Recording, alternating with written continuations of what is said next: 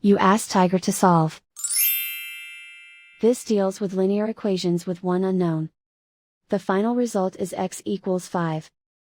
Let's solve it step by step. Group all constants on the right side of the equation. Add 2 to both sides.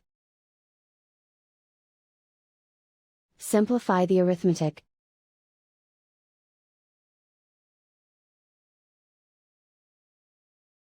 Isolate the x. Divide both sides by 6.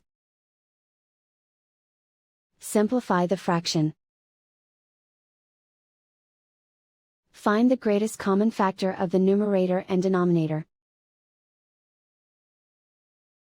Factor out and cancel the greatest common factor. And so the final result is x equals 5.